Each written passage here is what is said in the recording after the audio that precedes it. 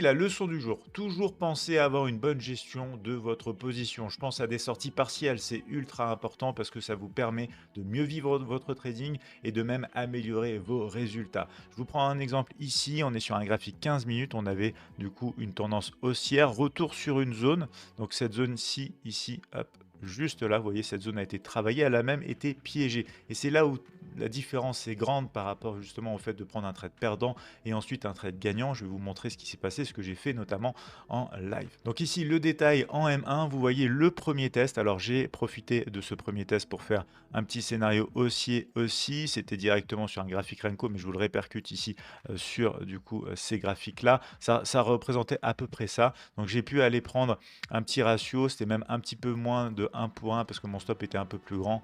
Du coup, j'ai pu aller sécuriser en fait rapidement. Ça, c'est ma première partie de position gestion TP1 partiel pour pouvoir sécuriser derrière. Et ça m'a permis de sortir à zéro de ce scénario qui finalement derrière ne donnait pas beaucoup. Et ensuite, on vient prendre finalement ce qui se passe, c'est qu'on prend même le creux M15 pour plus de liquidité, pour plus de fuel et pour plus ensuite, bien sûr, se diriger sur la zone opposée, une zone qu'on va avoir ici aussi identifiée en zone pour le coup supply qui va se présenter juste ici. Vous voyez qu'on vient chatouiller ici un peu cette zone et que ça peut tout à fait représenter, comme je l'avais dit dans le live, eh bien, la sortie finale de ce scénario. Donc ce que j'ai fait finalement, si vous voulez, après ce premier scénario qui est sorti à zéro, c'est que j'ai attendu d'avoir plus de concordance encore autour d'une prise de liquidité 15 minutes pour pouvoir bénéficier ensuite d'une relance d'un scénario favorable, bien évidemment, parce que mon billet n'avait pas changé. Donc ici, c'était autour de ce prix-là, avec un stop à peu près comme ça, un TP donc de 1 pour 1. Alors même mon stop était plus petit que ça, puisque du coup, je me rappelle, j'avais un TP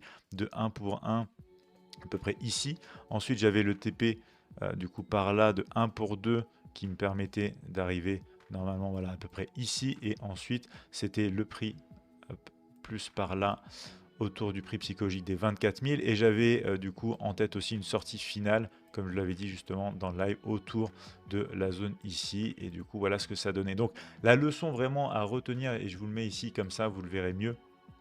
Voilà, le test pile poil parfait de la zone supply hop, opposé comme ça. Je vous le mets ici et je voulais vous partager cette leçon parce que tout simplement, c'est pas parce que de 1, votre premier trade ne passe pas que le scénario n'est pas bon. Et de 2, avoir une gestion de position peut vous permettre d'éviter des trades perdants.